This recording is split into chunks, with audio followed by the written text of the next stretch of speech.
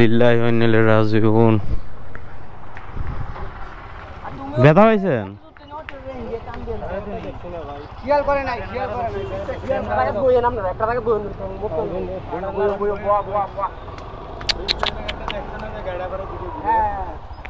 Speed breaker না দেখলে গাড়ি, স্পিড ব্রেকার উপর দিয়ে গিয়ে গাড়ি এমনি ঘুরানোর দরকার আছে?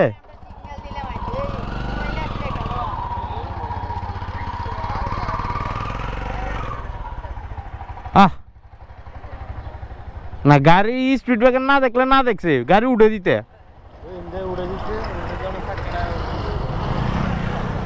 উড়ে দিছে না, উড়ে দূর পর্যন্ত আইছে, ঠিক আছে, আইয়ে এনে কাইতে গেছে।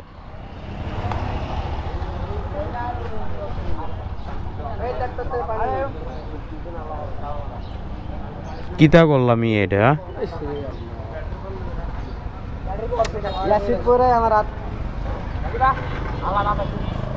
ও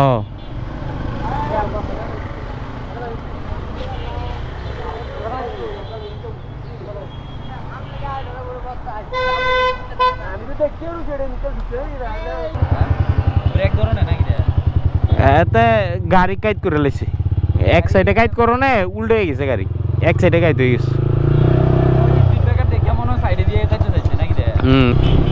হ্যালো গাইস, আসসালামু আলাইকুম। যা দেখলেন তখন চোখের সামনে, আমার ক্যামেরার ব্যাটারি চার্জ শেষ হয়ে গেছিল, এই জন্য তুলে ধরতে পারলাম না। হয়েছে কি, পিছনে একটা স্পিড ব্রেকার ছিল, তো যে অটো চালায় ওর স্পিড ব্রেকারটা ও দেখে নাই, পরে আপনার ও স্পিড ব্রেকার ক্রস করার পরে গাড়িটা এক সাইডে কাট হয়ে যায়। কাট হওয়ার পরে একদম সব উল্টে যায় আর কি, পুরো গাড়িটা উল্টে যায়। কাট হওয়াতে হয়তো প্রেশার বেশি ছিল, স্পিড বেশি ছিল, কিন্তু আপনার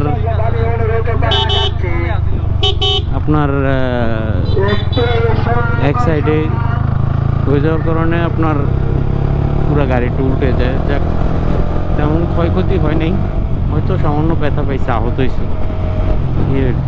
তো যে যাই করেন, যে যাই গাড়ি চালান না কেন, সবাই সেফলি রাইড করবেন, সেফলি গাড়ি চালাবেন, সেফলি ড্রাইভ করবেন।